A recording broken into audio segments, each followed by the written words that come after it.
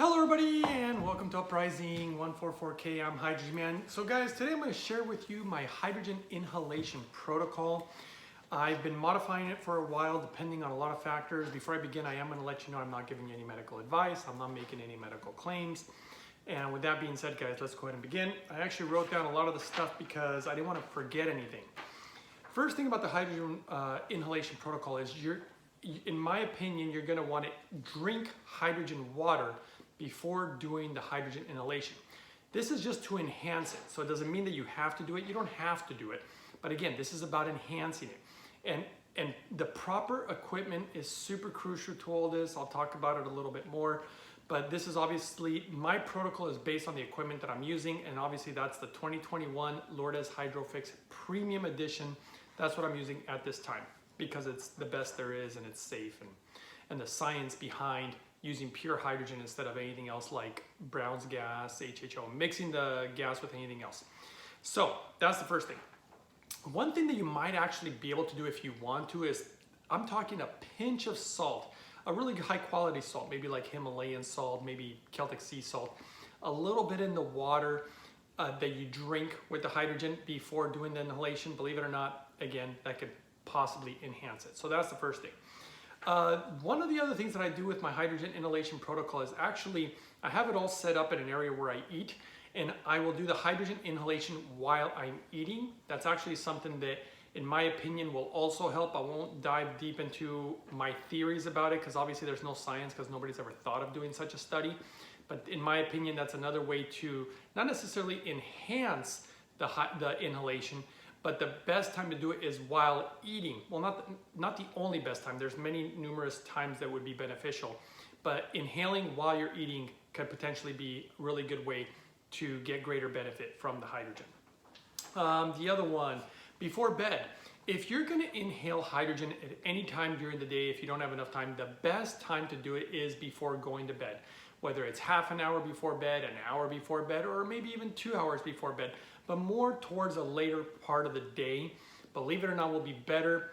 Again, I won't go into details as to why this is the case. And if you have questions, put them below. Be like, hey, I want to know why this is the best.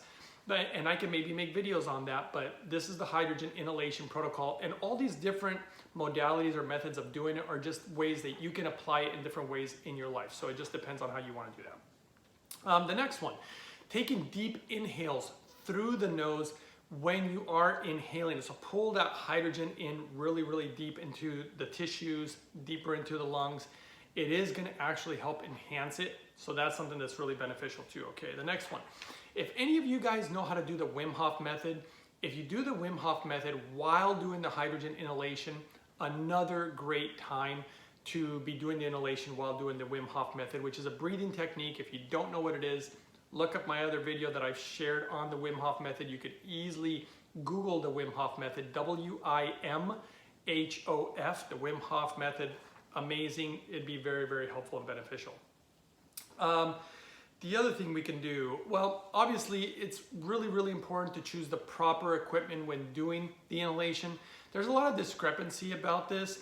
People are always asking or even complaining about the amount of hydrogen that it's making because there's been people out there who are literally doing the wrong things as far as how you're supposed to measure hydrogen. And I'm going to be doing more videos about that with actual proof to show you guys because I've been trying to educate everybody for a long time.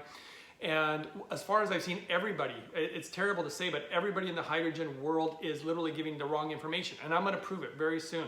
So stay tuned for that. In fact, make sure to subscribe, make sure to hit the little notification bell and all that, because I'm going to show you guys information that's literally going to blow everybody's mind. And it's very, very important. So with that being said, we'll move forward, but that's going to be really, really exciting. So right equipment, super important, meaning the proper machine and all that, because a lot of the machines from China, what I'm finding now is the numbers that they're giving are actually not even accurate. So they tell you that they're giving out so much hydrogen, they're not. And then people testing equipment improperly. All these are problems. There is only one machine and literally in the entire world right now, in the world of hydrogen, that actually gets lab tested and certified. And that is the Hydrofix, which is what I choose to use for many reasons. Okay, clean water, crucial to inhalation also, because you can put clean water in a device that directly electrolyzes the water. Still not the best thing. but putting clean water in, for example, the Hydrofix, which is what I choose to use, makes it even better. So that's crucial because you want high quality hydrogen when you're inhaling it.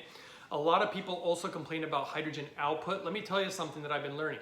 The amount is not as important as the cleanliness of the hydrogen, guys. The cleanliness of the hydrogen is crucially important. You don't want byproduct, and then you start looking at the amounts, and the amount based on the #1 university in the world that researches and studies hydrogen and actually treats their patients with hydrogen is in Japan, and they use roughly 130 milliliters per minute.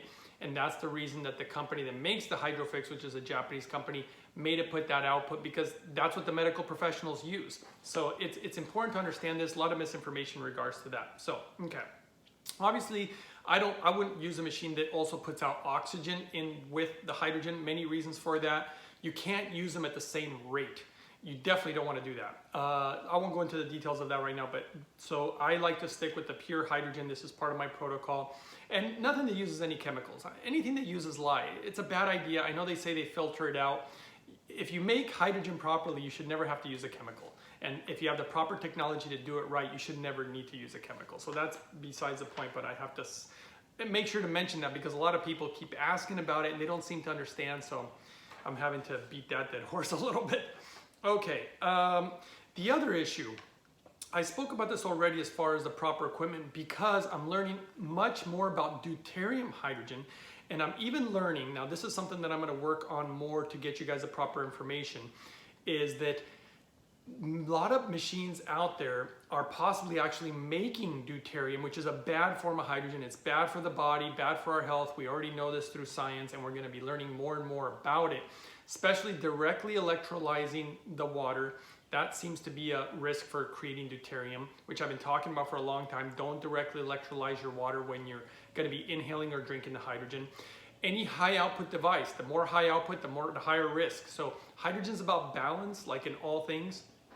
For example, like testosterone, you want the right balance, because if you try to give yourself a steroid and inject a ton of testosterone into you too much, and it's not good actually for you, even though people think it would be.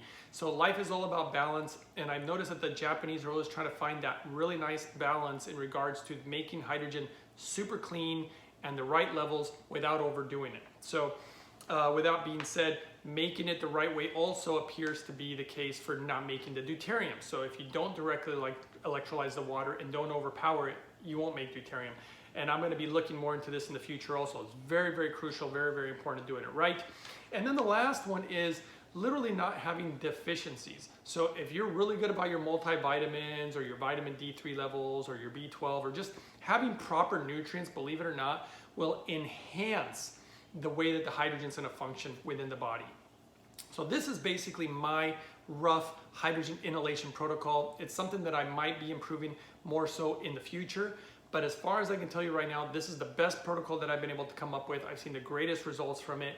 And I hope you guys found the video helpful. Don't forget to share. Don't forget to subscribe. Don't forget to support the channel by giving the video a thumbs up. I appreciate all you guys. And that's it. So thanks for watching, and I'll see you next time on the next one.